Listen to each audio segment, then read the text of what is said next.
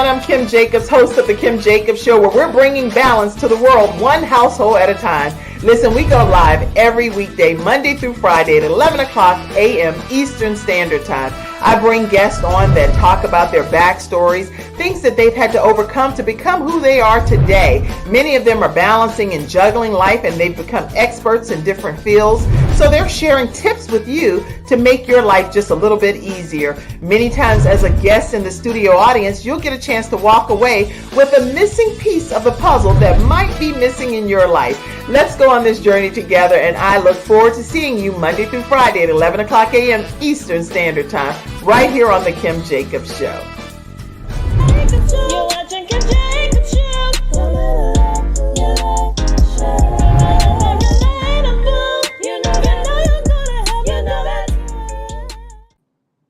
Everyone, and welcome to this episode of The Kim Jacobs Show. Hello, Jill Morris Smith over there. How are you? I'm good, Kim. How are you? I'm doing wonderful. I'm so excited to have you here today. And you all, we are in for a treat. We're going to be talking heavily today about nonprofit organizations. And you're going to learn from someone who has over 27 years of experience in this area. So she knows exactly what she's talking about. I want you all to grab your virtual seats. Go ahead and start sharing the broadcast and inviting people to be a part of today's discussion. Wow. Okay. In a nutshell, Jill, tell everybody what they can expect from our conversation today. Okay. So what you can expect is that you're going to be motivated and inspired to go start a nonprofit. Regardless of what you're doing right now, you're going to go be inspired to just go and serve in your community.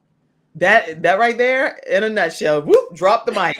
So regardless of whether you have a nonprofit already or whether you have a 501c3 nonprofit, whatever the case may be, after today's broadcast, you're going to be inspired to say how I can use my gifts and talents to be able to salt this earth and make a difference in my community, as only you might be able to do. So, all right, let me go ahead and get this party started, because I feel like it's a party we get ready to have here. Yes. Jill Morris Smith is a purposepreneur with a moral compass. With over 25 years of experience as an internal and external relations professional in the nonprofit industry, she's led initiatives from every aspect of the public sector, from grassroots organizations and professional associations to mega ministries and the federal government. This multifaceted experience has positioned Jill as an expert in nonprofit organizational management.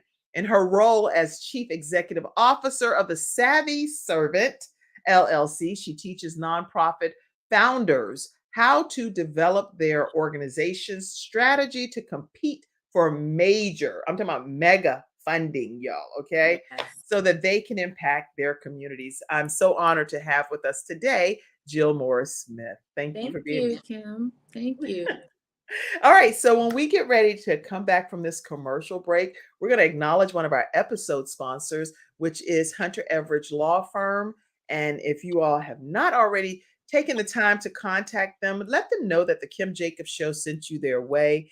And they deal with a lot of different areas. But if you're dealing with disability or wrongful death of a loved one, or some type of workers' compensation claim, or you've been denied disability, make sure that you reach out to them. Let me put their information up.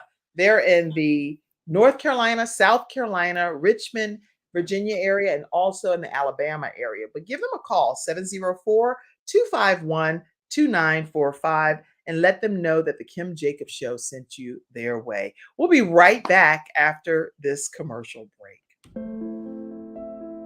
When someone has lost a loved one, they want to know what exactly happened. They want to know, is the other person going to be held responsible? And they want closure. At Hunter and Everidge, we help clients that have lost a loved one move on, and to do that with dignity and respect that they deserve.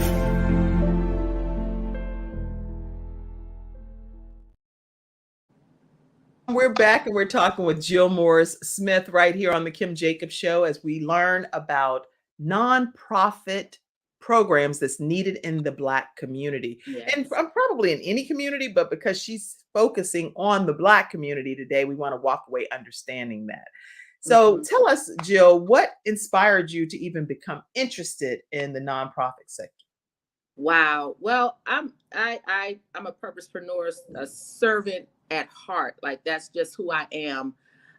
But when I was in college, I had the opportunity to work for the late Honorable Eunice Kennedy Shriver at the Kennedy Foundation. Oh, okay. Yes, I was her special assistant, and I had carved out a career to do public relations in the entertainment industry, and working for her, part of the time working for her was at the foundation. The other part was working at her, what she founded, the Special Olympics. And so just seeing how she was serving, of course, being around, some of the Kennedys, just seeing how they were Yes. operating. She really inspired me to take a job in public service. And so that's how I got into the federal government. And then, the rest is history. But yeah, that's where it began. That's really how it started. And so did you and that's amazing in itself that that was your inspiration. I didn't even know that. Mhm. So quite inspiring story. But then with you identifying that nonprofits were so needed, it's like they were needed. What did you feel was like that? Trying to think of the right wording here. What was the determining or a turning point for you that this is going to be my new passion, period? This is what I'm going to do. I'm not doing entertainment. I'm not doing any of the other things, but now this is going to be my new lot in life. This is it. Okay. So once Mrs. Shriver was retiring, she Okay. said, Jill, what do you want to do? I said, I want to, I'll try the federal government. I went into the federal government. My second year into the federal government, Hmm. I decided to get my master's in nonprofit management. All through my career in the federal government, I was, working with nonprofit grantees. But there was one specific program that I had gotten a position in, and my population that I was serving was immigrants and refugees. And so I had all of these nonprofit grantees, mostly serving immigrants and refugees, immigrant and refugee communities, seeing how they were setting up their communities in America, Hmm. and how they were equipping and educating their communities. And our community were just providing aid. So they were educating, we were aiding. So we Okay, have well, non. what's the difference? At some point, I want you to break that down. What's the difference between aiding and educating? Because people that's watching, we may or may not know that too. Okay, Go ahead so with your we're gonna story. feed you. In our community, we're gonna feed you. So if it's Thanksgiving, we're gonna give you food, we're gonna give you shelter, we're gonna give you clothing, we're gonna aid you. Okay. But there are very few nonprofits out there in our communities that are educating. And so Mhm.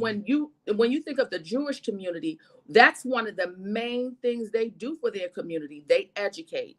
And so working with refugee and immigrant communities in the federal government, I started to see how they were setting up their cultures, their people.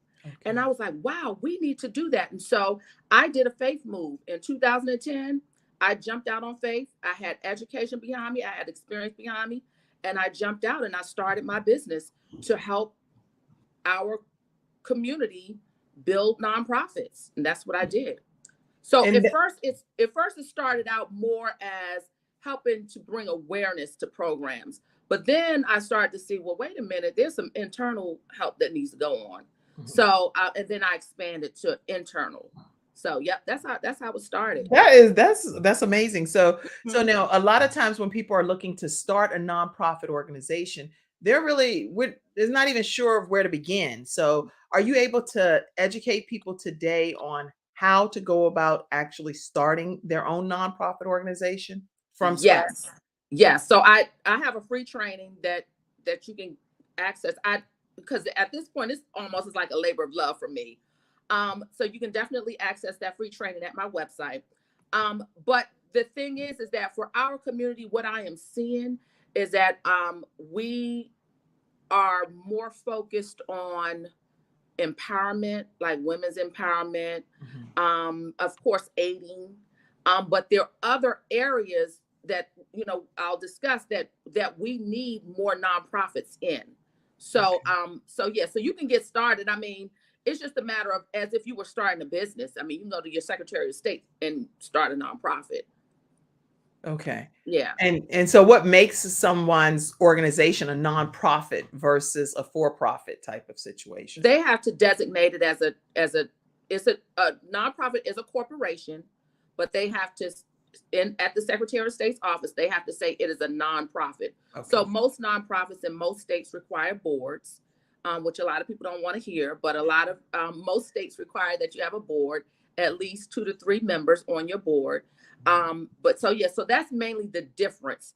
The other main difference with the nonprofit versus a for-profit, when you're structuring it, because there are some regulations that you have to comply by, like like if you're going to get an IRS status, a 501c3 tax exempt status, there's some things you have to have in place Yes. so that you can meet those requirements. But other than that, starting a nonprofit is just just like starting a for-profit. That's It's good. business. Okay. And so a lot of times too, people want to know, how do we get funded as a nonprofit organization? And Hmm. I know I Hmm. can speak from personal experience. If you have a 501c3, then you're more likely to get some funding versus Yes. just starting a nonprofit with the Secretary of State without that 501c3 designation. So Yeah. when we come back after this commercial break, I'd love for you to talk about, how do people really go about getting funded and what Okay. kind of qualifies them to receive funding versus just being a nonprofit that you started at the Secretary of State level, and now how do I get the money to be able to help the community? Yep. So, and you all in the virtual studio audience, go ahead and type your own questions so that we can get your Yeah. questions during some flash rounds today answered by Jill Morris Smith. So we're going to take a quick commercial break, hear from another one of our episode sponsors, which is Silver Shield Security. They do a great job of keeping your house secure in the South Carolina, North Carolina, and Georgia area. We're going to hear from them now. And they also have international comedian Tone X as one of their spokespeople. We'll be right I back. have peace of mind with Silver Shield Security, which has been protecting my family and home, along with servicing the Carolinas for over a decade. Silver Shield Security knows the importance of convenience and safety. Whether you live in an apartment, a home, or run a business, they are here to protect you from unwanted intrusions and fires. Call now at 704-440-4688 or visit the website at www.silvershield-security.com. You can use my promo code #ToneX and get 1/2 off your installation price. Don't forget to ask about the new no money down options. Let Silver Shield Security help to give you peace of mind, just like me and my family, and keep your business safe. All right, everyone, we're back and we're talking with Jill Morris Smith about 5 programs that nonprofits should have in our communities as African Americans. So make sure that you all take notes today. If you have questions specific to your nonprofit, go ahead and get those answered while she's here with us today. So, Jill, the difference between like a regular nonprofit organization and a 501c3 organization, speak to us about it. So when you're first starting out, when you first start your business, your nonprofit business, you are indeed a nonprofit. In order for your donor to get a benefit or tax benefit, you must have a tax exempt status, a 501c3 tax exempt status. Realistically, when you're first starting your nonprofit, you're not going to get that tax exempt status right away because there's a process. You got to apply for it. But jumping ahead, once you get that tax exempt status, it opens you up for much more funding, including your major grant funding, because most government grants require that you have a 501c3 tax exempt status. Okay. But even without it, you're still a nonprofit, even without it. Okay. That's important to know, because I know many times when people do form their nonprofit organizations, they're nervous about applying for funding because there's so many parameters in there. And the first question sometimes that's asked is, do you have 501c3 tax exempt status? Right. So in my opinion, it seems like that's kicking you out of consideration if that's one of the leading questions that's there. But that's not necessarily the case. Is that just a myth? Well, no, that you're absolutely right. But what most people overlook is that most of your donations should come from individual donors, not from grants. So in the beginning, like really realistically, in your very first year or even 2 years, you're probably not going to get a grant, and it's okay. But you must go after individual donors because that's your bread and butter. Your individual donors, and I say that because grant funding is restricted. It's only restricted for the program. Your individual donors, they're going to pay for your salary, your meals, your interns or your staff. They're going to pay for your operations. And so a lot of people leave money on the table, in that first year because they are not going after their individual donors. Because you can go, let me say this really quickly, you can go after your individual donors, even not having a tax exempt status. Once you're granted your tax exempt status, it is retro 27 months. Okay. So on your first day that you get your nonprofit up and running, go after asking for people for donations. And is there a specific way that you recommend that people approach people about donations? Because we all know friends and family and coworkers and church members and community members, and everybody's asking for everything. And it's like, okay, this is a lot. A lot of people are asking for donations. Yes. How do you recommend that people officially seek out the donation in the appropriate way? Okay. So it's all about the heartstrings. You got to go after the heartstring. Okay. So in the beginning, your very first 30 days, how I teach my clients, your very first 30 days is you going after your friends and your family. You letting them know you started this nonprofit because of X, Y, and Z, and you have all of these operating costs that you need to get in place. You need systems in place. You need this in place and that. And this is how much it's going to cost. This is the number. It's going to cost me $18,000 to get started, or however much you calculate it, $18,000 to get started. And even if you only give $25, it will help. So that's the very first fundraiser you need to do. After that, you got to now produce, because the heartstrings is the program that you are serving the community with. Right. So once you do that, the next batch of funding you ask for, you better have your program up and running, because people are going to want to know, where's the money going to? Right. And so from a transparency perspective, it is good, in my opinion, to share, this is what's being done with the funds, and this is how we're utilizing it, to make sure that people that are donating know that it's being put to valuable use. So it's being put to good quality use to help somebody else in need, or whatever your program is focusing on. Correct? Correct. And one of the most effective ways to show legitimacy is to highlight your board. So if people know you have a board in place and you putting them on social media and you highlight who your board members are, it's like, okay, he or she has accountability. That's good. Okay. Mm-hmm. So highlight them on social media. Highlight your board of directors on social media. Yes. That's really good. Mm-hmm. Okay.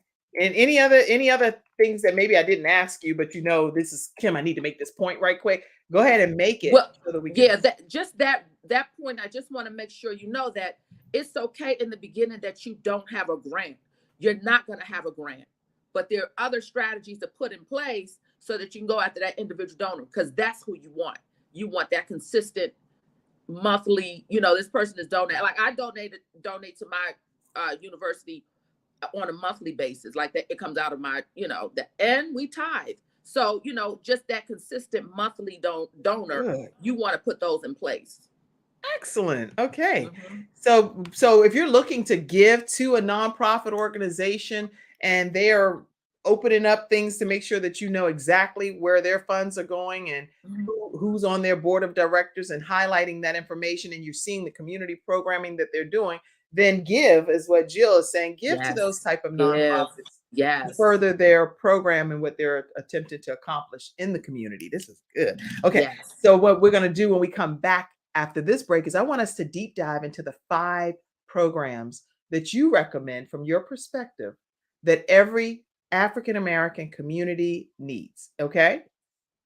So we're going to have some good stuff. And let me take a moment too to acknowledge, I see you, Dennis, in the studio audience, and you're asking questions as well. When an individual, when an individual starts a nonprofit, for profit, does funding become available ASAP? When they start a nonprofit? When they start a nonprofit organization, does funding become available ASAP? Funding is available every day, all day. Are you eligible for the funding? I guess maybe that's the question. You just got to read the announcement because you could be. Yep. Interesting. Okay. Very good answer. Let's see. Would you suggest one start a nonprofit business as a parenting management company of multiple LLCs for the positive tax breaks? That's a question for your attorney. I would say no. Yeah. Okay. I would say no as well. I wouldn't suggest that. I would also, but again, you definitely want to check with your tax attorney or accountant that deals with your taxes. But I would not this is Kim personally, not the show recommending this. Again, the views are just my personal views. Okay. I would not recommend that you would just start a nonprofit as a parenting management company of other for-profit businesses because they're totally separate things and they have totally separate requirements. So check with your tax attorney or your accountant to make sure of what you should be doing with that. Okay. All right. Any other questions that came in? I know a lot of you out in the community are always asking questions. That's why we wanted to bring this topic on here on the Kim Jacobs Show to help you better balance how you're managing a nonprofit organization and serving your community. That's what we're here talking about today. All right, we're going to take a commercial break and learn from getinsured.solutions, and we'll be right back after this break. Nothing says I love you more than final expense insurance whole life protection. With Funeral Advocacy nationwide, saving you and your family 30 to 80% off funerals and cremations. Nothing says I love you more than Get Insured Solutions, LLC. GetInsured.Solutions, 704-499-3616. All right, thank you so much. GetInsured.Solutions. Make sure that you get to save more money in your family's pocket if you're dealing with end of life versus having to put it all out in burial expenses. So we are talking with Jill Morris. For those that have just tuned in, make sure you share the broadcast and invite people that are interested in starting nonprofit organizations or just have those lingering questions about what to do. We're getting ready to talk about 5 programs that every nonprofit organization should offer in the Black community. So Jill, let's go with program number 1. Wow. I'll do some typing over here. Y'all type too. Okay. So the very first program that the Black community needs is a mental health / emotional health program. So we're seeing it on a rise. A lot of mental health services in our community. But I would add to that emotional health. We're carrying a lot of emotions from slavery still. We have a lot of anger, and we can see it in how we respond, how we react when a lot of the killings happen in our community. Yes. So we're carrying a lot of emotional turmoil in us. So we need some help in those areas. Very good. Okay, so program number 1, mental health, emotional health programs. Yes. Program number 2. Program number 2, this might be a little controversial, but I have to say it. We have to have a program for cultural competency. Even though we have this whole thing, buy Black, that is only going to get us but so far. I say buy Black, sell to all. We have to learn how to create products and services that are going to cater to more than just our communities, because that's how we're going to increase our wealth. When I was working with refugee and immigrant communities, they had business nonprofits that were in their communities that were helping them to start businesses. That's why you see a lot of Asian workers in Black communities. They had to take cultural competency. You got to learn how to work with other cultures. That's good. Yes, Okay. you have to. So cultural competency, learning about all different cultures and Yes. educating the community about it. Is that what, from a programmatic perspective? Yes. And let me give you a personal experience. So I started my business because I saw the need in the Black community. Okay. And so for a long time, I had only been doing things with the Black community, Black empowerment, you know, wherever there was services for Black businesses, that's where I would stay. Right. Okay. And then something said, no, start expanding, like get other perspectives. And so two guys, they literally found me out, Mike and Dan. They like really took my business to the next level. Shout out to Mike and Dan. Mike and Dan, two white guys. And let me just tell you, my business has been super successful because of the Black community and because of Black professionals. But Mike and Dan, they were the first ones who helped me do my finances in a way where I was able to get my very first grant as a for-profit. And so they helped me propel my business to a whole nother financial level. And so had I been just stuck in, I'm only going to allow, you know, I had two Indian guys just 2 weeks ago say, Jill, we just gave you a reference for such and such and such and such. And we've got to learn to embrace other cultures. We just do. Good. We do. Good. We just do. So Mike and Dan, thank you for opening up her window of understanding and being able to broaden the horizon. Yes.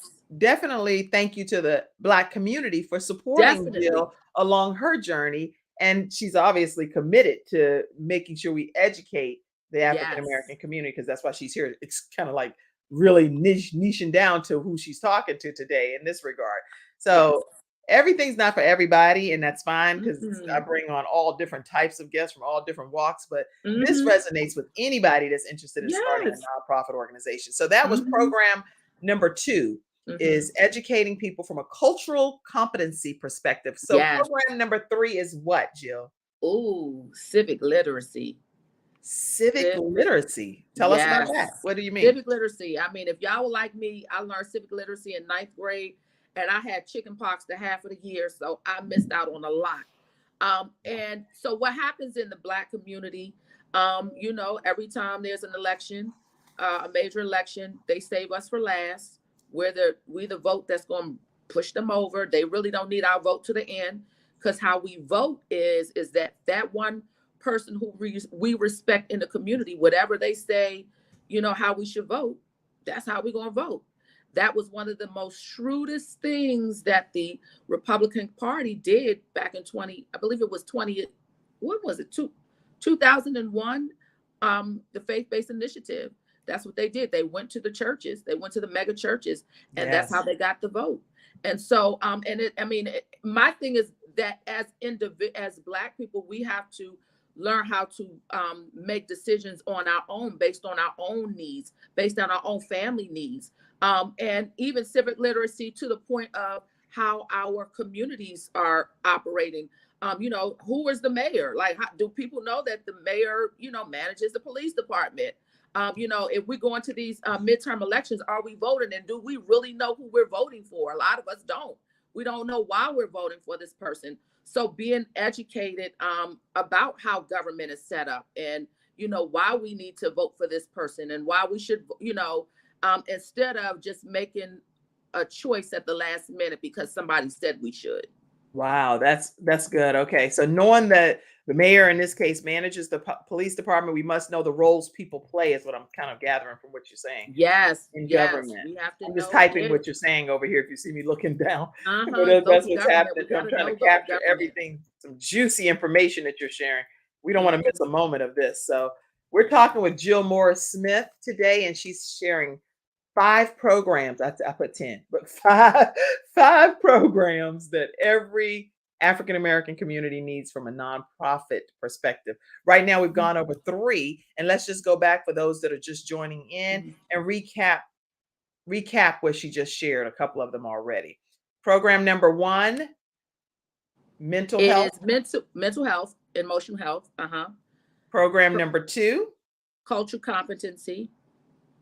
And that's just expanding our reach beyond just the African American community, but opening it up. And Mike and Dan helped her expand her thought process. And then Yes. number 3 right now is Civic literacy. yes. And that's understanding the roles that our government officials play, not just waiting until election time to then be said, hey, go vote for this person, but really understanding why we're voting for the people that we're voting for. This is some great stuff. So listen, we're going to take another commercial break. And when we come back, I want to hear program number 4 and program number 5. Also want to hear from you all in the virtual studio audience. If you have any questions, any comments, any shout outs, we'd like to be able to take a moment and do a flash round with you all. So share this broadcast out, and we will be right back after our episode sponsor, CTR Media Network. If you're not familiar with CTR Media Network, go to ctrmedianetwork.com to learn more. We're streaming on their platform in 68 countries and 350 million households. We'll be right back right after this break. CTR Media Network was created for today's podcasters. We provide a safe haven for content creators that are everyday people doing extraordinary things. We have a system of positioning, monetization training, coaching, and support for our podcasters' success. CTR Media Network simply bridges that gap with a level playing field for your dreams to come true cost effectively. Our team provides a premium service and experience for our podcasters to grow. CTR Media Network provides access, support, resources, coaching, and community for our podcasters to win, if you put in the work. We believe that we are living in a unique time which requires you to share your message of hope with millions of people around the world. Remember that the world is never too saturated for you, your voice and message. A platform for positive impactful media where the content creators are in the driver's seat. Visit our website today by going to www.ctrmedianetwork.com. Everyone, we're back and we're talking with Jill Morris Smith today here on the Kim Jacobs Show about 5 programs that nonprofits should offer in the community of African American communities. So Jill, we went through the first 3. Talk to us about point in program number 4. Okay, number 4 is really needed. It's law literacy. I say law literacy / legal rights. We need to know in the Black community what the laws are of that land. And that's more as a preventative type of measure. I would even, someone who is starting a nonprofit for law literacy could even do a legal fund, because, you know, a lot of our our people that are in prison, they can't even post bail because they don't have the money to, and all that crazy stuff. So, but law literacy, if we know some of the laws that are in place in our land, in our community, it can help prevent some. Just like I found out just this week, like if your child is under 18 and he has a baby, the parents can be put on child support until your child turns 18. What? Tell me what you're saying. I mean, I'm not an attorney, but that was a law that was something that I heard in the last week or so. Okay, wait, you have to repeat that. You know how you have to go back and say something again? Are you saying the parent of the 18-year-old child can receive child support? Yes, the parents of the 18-year-old child, of the 17-year-old. Oh, the 17-year-old, right. 17, yeah. The minor. If they have a baby under 18, his or her parents could be put on child support. Now, I don't know how true that is, but that's what I heard. Okay, this right here is just right now hearsay. We're gonna go with just hearsay. But that and it sounds right, because I know the state of North Carolina, their laws are crazy. Like, it's like a lot of stringent laws, like around a lot of like child support enforcement, real estate laws. Like, you gotta know, if you are, now I know this to be true, if you are buying a house with your boo, y'all not married, and one of you all pass, that house goes to either his or her children or their parents. Now I do know about that. Yeah, so there's some things that we need to know. There's a lot of laws. I remember the story with Centoy Brown in Tennessee. She was a minor. She, you know what happened. She was charged as an adult. We need to know, like, if I commit this crime, what is it going to cost me? How many years am I going to serve? And that's law literacy, that we don't know some of these things that are put in place. Wow. Some of these laws. So we need significant education in this area. And so you're saying that if there's a program out here, and this may be something that you all are passionate about, is bothersome to you, and is just Right. nagging down on the inside of your inner man, most likely that means that you should be the person that's spearheading some type of initiative like this, because not everybody is bothered by everything. Right. So this might be just your thing. Right. Program that focuses on law literacy. Yeah, and we're not saying provide legal services for free. That's not what we're saying. But we can say an attorney could volunteer his or her an hour a week to come in and educate, the people we're serving. That's good. Okay. Point number 5, program number 5. Talk to us. What is it? This one is on the rise, and I couldn't be more proud. I love my boys Earn Your Leisure because they doing their things out there. But financial literacy is got to be like the one that we need in the Black community. We need more of them. They are definitely on the rise. So I've got to say, y'all are doing your thing in the Black community of educating us about just basic finances, how to manage just a lot of people in our community. I was having a conversation with some family members. They don't even know that if you pay your credit card bill one day as opposed to another day, it can dramatically affect your credit score. If you pay your card note in a lump sum every month instead of breaking it down in 2 payments, it can make if you break it down in 2 payments, it'll make a dramatic difference. And so just a little things about how we need to manage our money and how we can really take a small paycheck and make it work for us. Yeah, who knows these things unless somebody is using that gift that God gave you to educate everybody else. So these are 5 programs. We're going to go back and recap what they are, because I'm thinking I'm in love with these programs. So, program number 1, recap. Go ahead. Mental health, emotional health. Program number 2, cultural competency. Program number 3, civic literacy. Number 4, law literacy. And number 5, financial literacy. So if you all are just joining, those are the 5 programs in a nutshell that we want to definitely educate our African American communities on. These are areas. Now, how did you come up with these 5, Jill? Was this something you came Well, up I had 10, so I thought maybe you had saw that list. I had 10.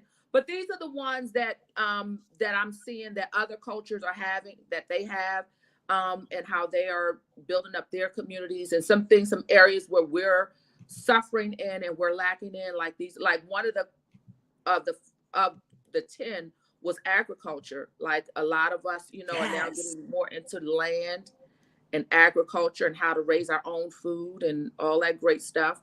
But yeah, so yeah, I came up with these because I saw the need. I see the need. The agriculture, that's a bonus one that she shared. And feel free to share all 10 if you want to, because we have a whole hour here, so you can do whatever you want to do. Oh my gosh, what was it? Agriculture. One of them on there is, I don't like to push this a lot. It's on probably my personal thing, but I just think that biblical studies is a program that needs to be taught in the community. The church is doing a great job. A lot of churches are, but I think we need to really get some Bible study in there, because there's a lot of things that is happening in our society that is played out in the Bible. And so we need to know strategy. And the Bible gives us strategy. Yeah. How to possess the land and all that great stuff. So yeah, communication, we definitely need to learn how to communicate. So more programs centered around relationships, how to improve communication, of course, career readiness, technology. I mean, it's so many. But these I'm typing like crazy. I hope y'all typing. But job readiness. This is good stuff. Yeah, technology. Yeah. So, but these are the ones that I believe if we get a little bit more education in these, we could really propel, especially the mental emotional health part, because I believe we're carrying so much still from slavery. We're carrying a lot of guilt that if we move on, if we seem happy, you know, it's like we are turning our backs on slavery. And, you know, we carrying a lot of emotion, a lot.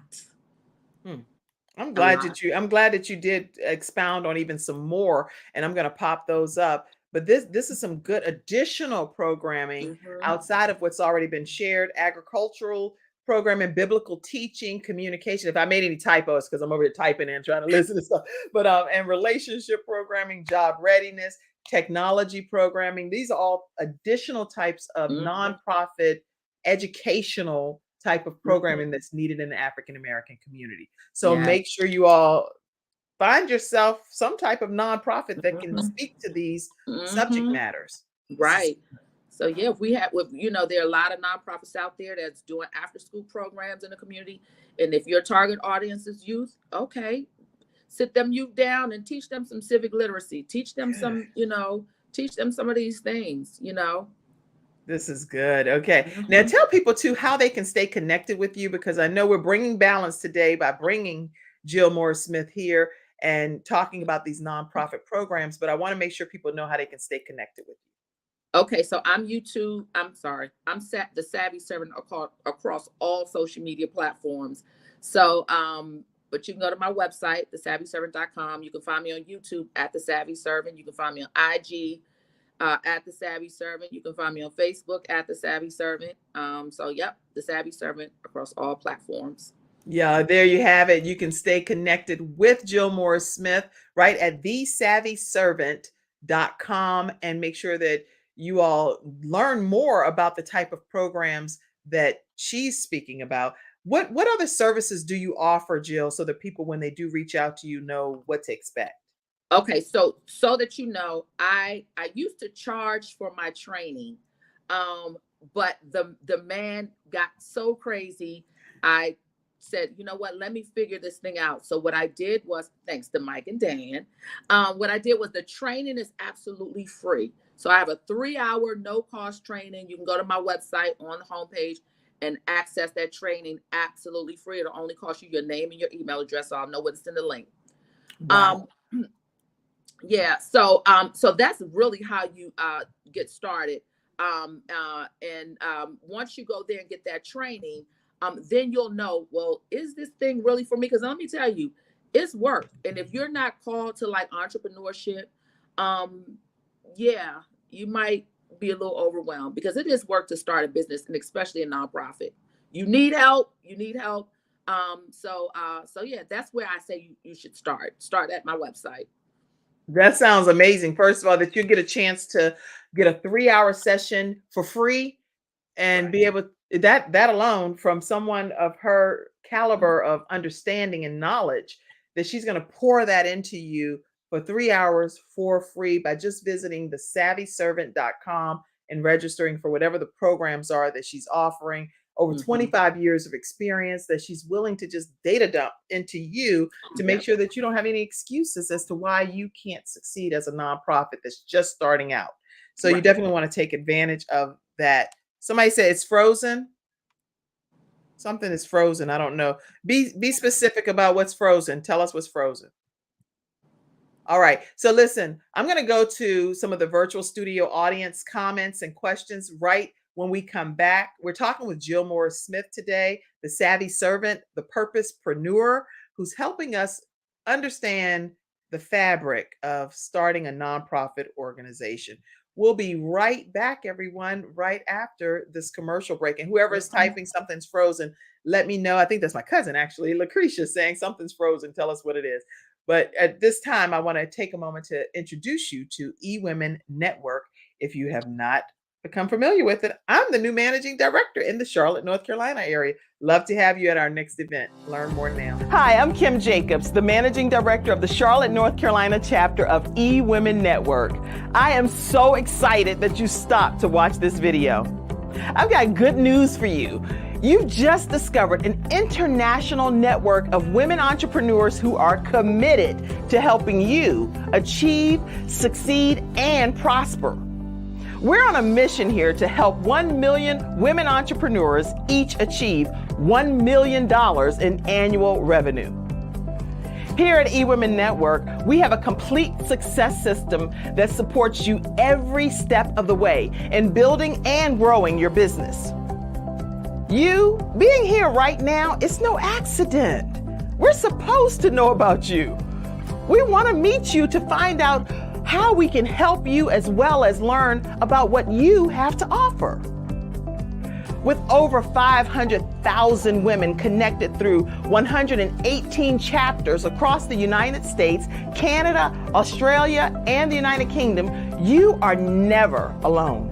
If this is resonating with you, please go to ewomennetwork.com/Charlotte. Notice too my contact information. I invite you to reach out to me and to check out our upcoming in-person and online events. I'm really looking forward to introducing you to our special community.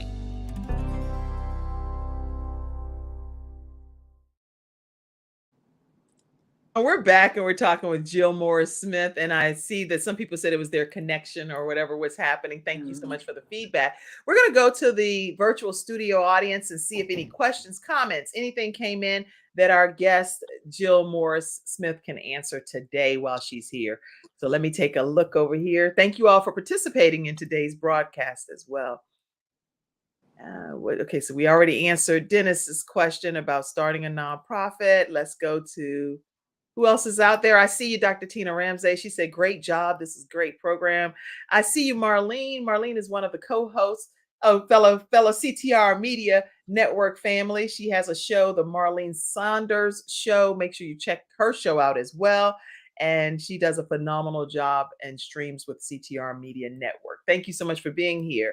Let's see. Somebody said, okay, Marlene said, I shared this out. Yes, embrace our other cultures. Am I saying that right? And feel free to chime in on anything that's being said. Athena, our sunshine expert here on Freestyle Fridays, here on the Kim Jacobs Show, she said, yes, we have to think for ourselves and do your research. That's some good stuff. When you were talking about civic literacy. And we appreciate you, Jill Morris Smith. Yes. Thank you. Wow. Yes. North Carolina laws. Athena said those are some crazy laws according to what she said too. Okay.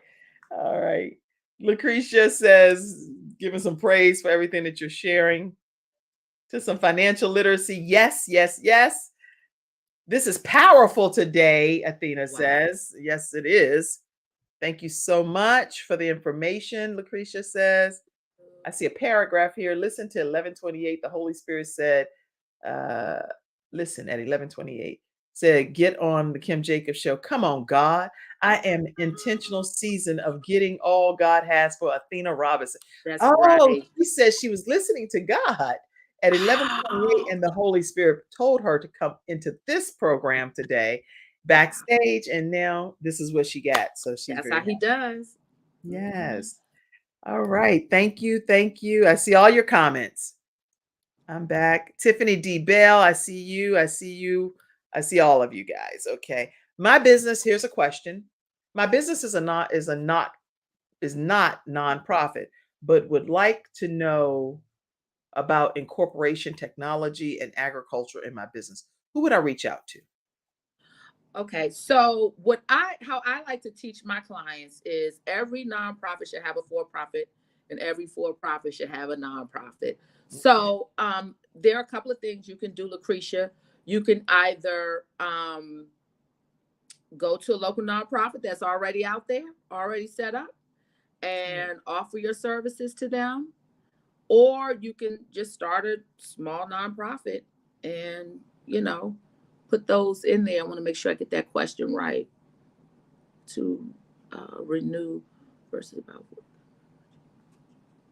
My business is not a nonprofit, but I would like to know more about incorporating technology and agriculture into my business. How do you recommend that? Yeah. So if you want to do a separate program, I would say either partner with a nonprofit or set up your own. That's really good. Yeah. You can do it. Mm-hmm.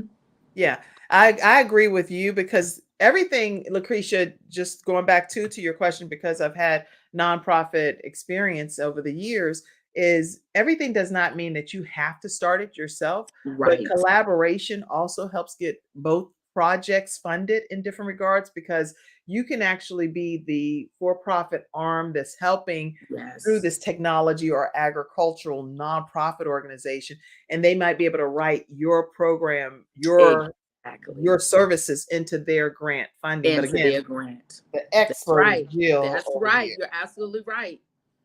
All right. So, And man, I'm glad you put nonprofit. that point. Go ahead. I'm glad you brought that point up, because when you get a grant will allow you to hire consultants. So if you are, so you can get paid for your expertise. Like if you're an attorney, you could definitely get paid for your profession.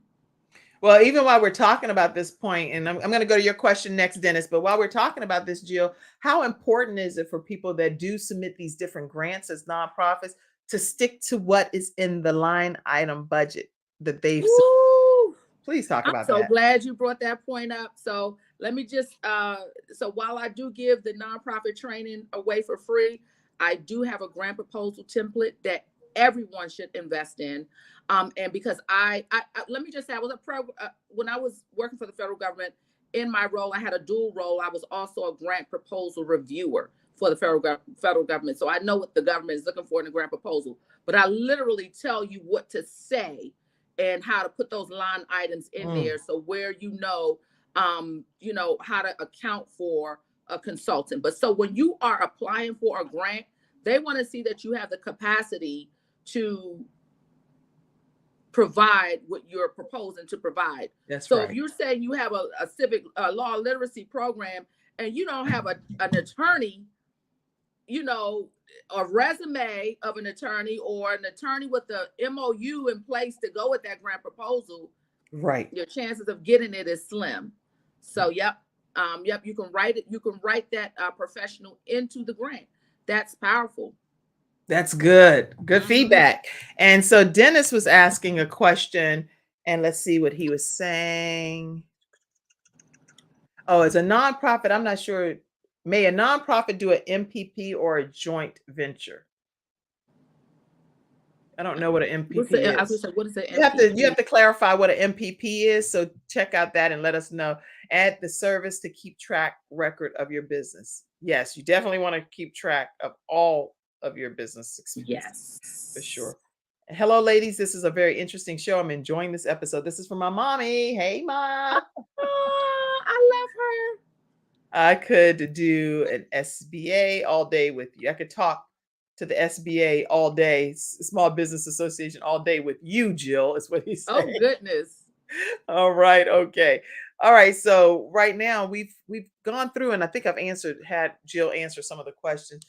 Let me also find out from a nonprofit perspective, do you think that when people start applying for funding that they should already be doing the services that they're proposing to get funded for? Or is it something that they can just randomly propose and say, this is what we will be doing? And I'm so glad you said that, ask that. You already should have some past performance. So how I teach my clients, in that first. So once you take the training, then there's other ways you can work with me. Most people, they either come into my group coaching or they will hire me one-on-one. So one of the things I teach them to do in the first year, and even in the first 6 months, is do a pilot program. Pilot program, because you want to get all the kinks out. I have a client that's just today, February 1st, just started her pilot program for the month. So you want to get all the kinks out. So once she finished the pilot program and see what worked and what didn't work, she can legitimately go and apply for grant funding and say that this was the outcome of the program. So I definitely suggest that the program be up and running, that you have your numbers, your data, what worked, what didn't work, because that's going to make all the difference. That's going to make all the difference. Very good. Okay, so you all, so much knowledge that's being dropped here, and I'm hoping that you've taken a lot of notes and can share it with your churches, your pastors, your community members, and let people know to just share this video. And you're going to hear from Jill Morris Smith at whatever time works good for you to see it at some point. I do want to encourage you all those that ask how to sew into the Kim Jacobs Show, I get that request often. The way that you can do that is just you can invest once, weekly, monthly, annually, whatever works for you.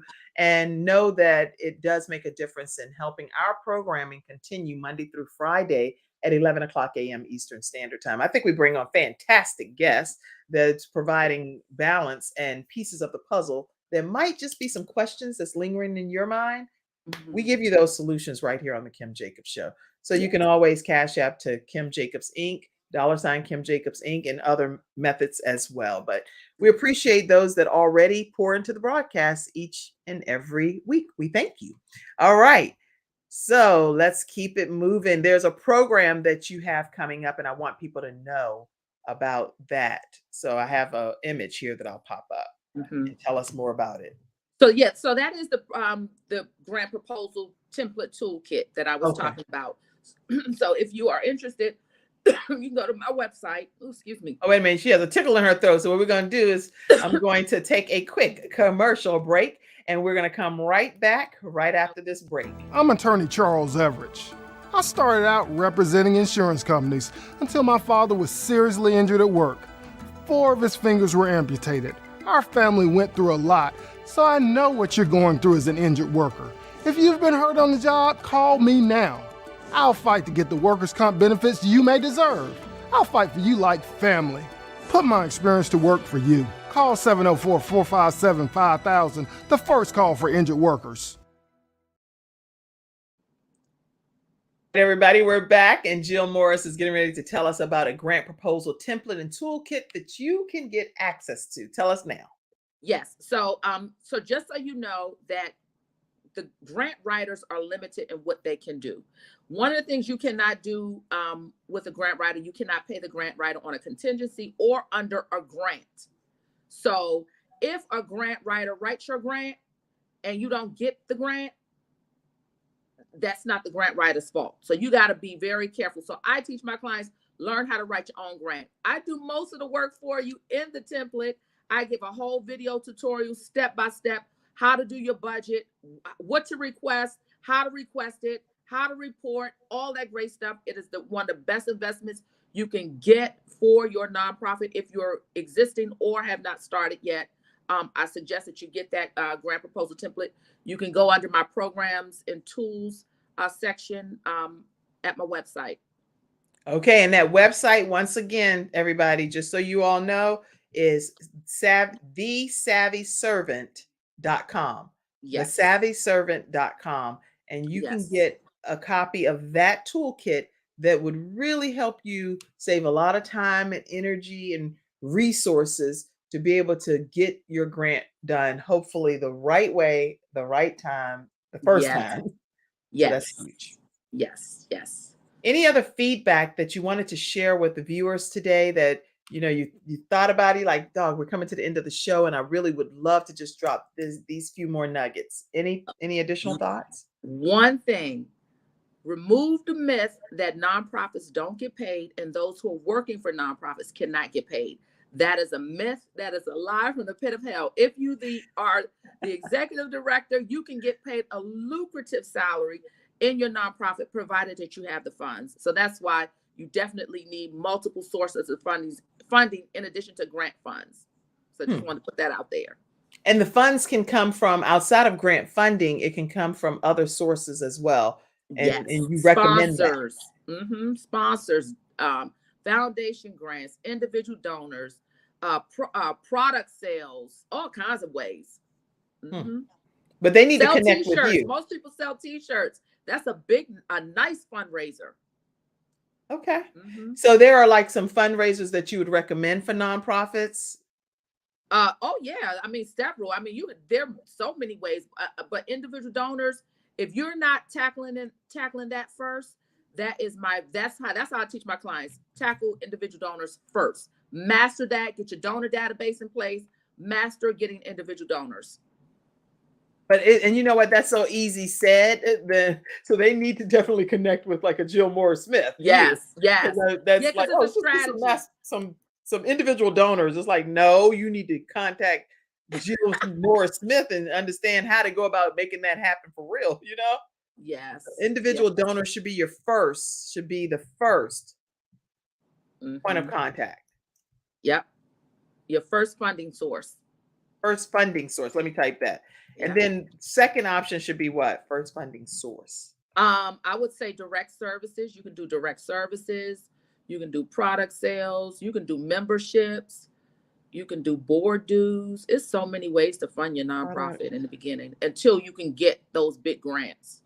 Membership. Okay. Wow. Mhm. And seriously, if this has been helpful to you all in the virtual studio audience, put a thank you in the comment section. Hashtag Jill Morris Smith. Get something trending here, because this is some great information that I know. Thank I've been you. in this world for many years outside of even having Gabe's Heart Foundation prior to that. And some of this stuff I did not know. So I'm like, what? Thank Why in you. the world take Jill Morris Smith to come on the Kim Jacobs Show for me to learn about some of this stuff? So individual donors should be the first funding source. Direct sales, product sales, membership, Direct services. direct services, product Yes. sales, membership. Anything else that you said? Product sales, memberships, foundation grants, because those are easier to get than government grants. Mhm. Oh man, that's right. Okay, these are all things I'm just Sponsorships. putting. Events. Mhm. Events. So if they connect with you, you're going to guide them on some of these things. I talk about a lot of this in the free course. So yeah. Well, there you have it. I'll pop them. Okay, here, somebody else asked a question. Jill, we should connect. I need a good referral for grant writing. I just told you about grant writers. Go and invest in that grant toolkit. Don't waste your time on grant writers, because then you got to pay them whether they get the grant or not. Oh, okay, go get that government toolkit. Let me put that back up again for you. She says she's mapped it all out for you right there in the government grant proposal template and toolkit. Go get that, invest in that, and you can get that right on her website. And then if you still need a grant writer after that, Then reach out. reach back out to Yeah. Jill and she'll refer one to you. That's what I think I'm hearing her say. Yes. But this yes. is really good. And Tiffany D. Bell has a great program and show as well. And you definitely want to check her out. She is a powerhouse. Okay. Okay. Definitely will, Tiffany. Carrie Ann Hilliard, she's actually our helping adolescents speak out and helping single parents overcome obstacles. As a single parent expert here on the Kim Jacobs Show, she said, "Thank you, Jill Morris Smith. This has been a great show." Thank you. And Athena, our sunshine expert here on the show, says, "This was a blessing. I'm grateful that I tapped in to receive a blessing from Jill Morris Smith." Yes. And Tiffany says, "I am a consultant that can send referrals to you." That's what I mean. So she says Yes. she's actually a Let me write that. consultant, and she can send referrals to you. Gotcha. Okay. Let me write So- you down. But she's an expert in her own right. And so she says she has a whole group of consultants. She actually has a large following and people. She's like an influencer. So she's going to be able to send people over to you to learn more about your toolkit. is what I she- receive. All right. Whatever All right. you need All to right. Work it I- out. I think that's all I can get through today. And this hour is over. Thank you. Thank you. People said thank you. Thank you. Thank you. Thank you. Thank you. Thank you. Thank you. I see all of your comments. Thank you. Hashtagging Jill Morris Smith. Let me go ahead and hashtag that too. Jill Oh, Morris Smith. And thank you all. thank Jill, you. any closing comment? Closing comment. Thank you for having me, and thank you for being who you are in my life and my business, because you are phenomenal. Oh, thank you. Phenomenal. Yes. Thank you. Well, thank you all for tuning in to today's episode of the Kim Jacobs Show. We'll see you again tomorrow at 11 o'clock a.m. Eastern Standard Time right here on the Kim Jacobs Show. Have a great day, everybody. You are amazing, Jill. Thank you for being here. Have a great one.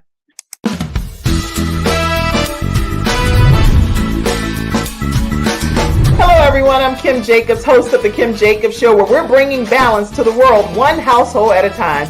Listen, we go live every weekday, Monday through Friday at 11 o'clock a.m. Eastern Standard Time. I bring guests on that talk about their backstories, things that they've had to overcome to become who they are today. Many of them are balancing and juggling life, and they've become experts in different fields.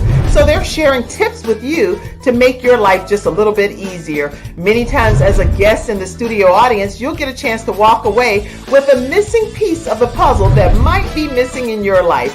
Let's go on this journey together, and I look forward to seeing you Monday through Friday at 11 o'clock a.m. Eastern Standard Time, right here on The Kim Jacobs Show.